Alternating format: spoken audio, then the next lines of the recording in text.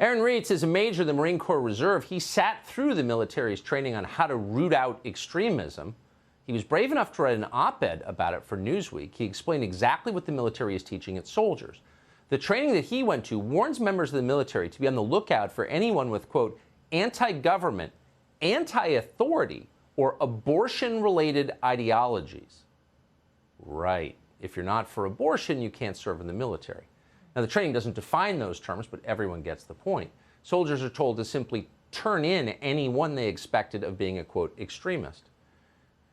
It's hard to believe it's real, but it is. Aaron Reitz joins us with more on that training, which is still going on right now.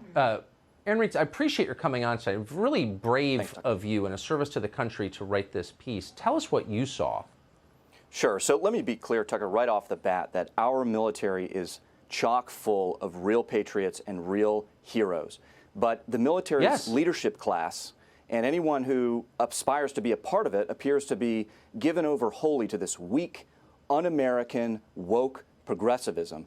And this extremism training that the military, and frankly, all 1.4 million members of the Department of Defense are currently being subjected to, is just the latest instance of that agenda. Now, during your opening monologue, you went through the whole litany of how China is expanding its military, becoming more belligerent, and in fact, even imposing masculinity training. Get that.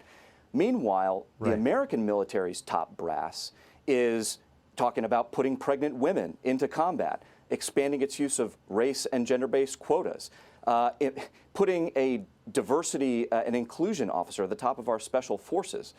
And so what you have right now is President Biden, his top generals, looking at an ascendant Russia and China, a lack of stability in the Middle East, a crisis on the border, nuclear North Korea, and they're thinking, you know what we need more of?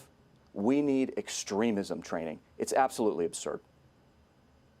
What I was so struck by in your op-ed is that you spoke up against it as an American, as someone who knows how impressive so many of our military members are. I mean, that's what's so upsetting about this. They're not wrecking the DMV. Who cares? This is real, and there are great people in it. Why are you almost alone in saying anything about this? Where are all the generals? Where are all the colonels, really? I mean, there's some really smart, good people. Why aren't they saying anything? Look, a lot of these guys are looking at a Biden administration, and what do they have their eyes on? They have their eyes on the next star.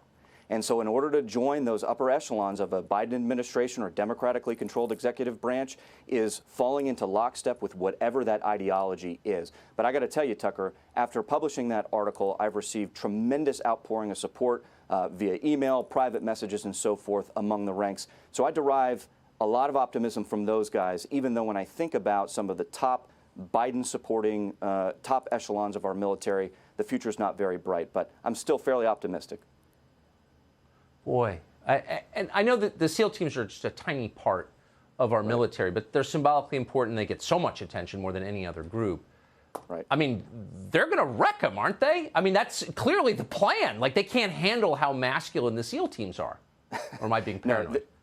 No, you're not being paranoid at all, Tucker. In fact, with this subject, it's hard to be paranoid enough. Look, the way that the military is treating this extremism training is it gives these sort of HR departments within the military tremendous leeway to decide what does or does not constitute extremism. Okay, but we don't have to listen to the mealy-mouthed left about what those things mean. We can look to the government's own documents about what they're looking to do. So extremism training is literally, and I'm quoting from documents, to eradicate, eliminate, and conquer all forms of racism, sexism, homophobia, and so forth. What does that stuff mean? Who knows? And we saw from Wednesday's House Armed Services Committee that there's no agreement within the Congress about what those things mean. And the military is eager to offload decisions about what those terms mean to college campus style diversity and inclusion committees. And so this is a deeply unserious undertaking.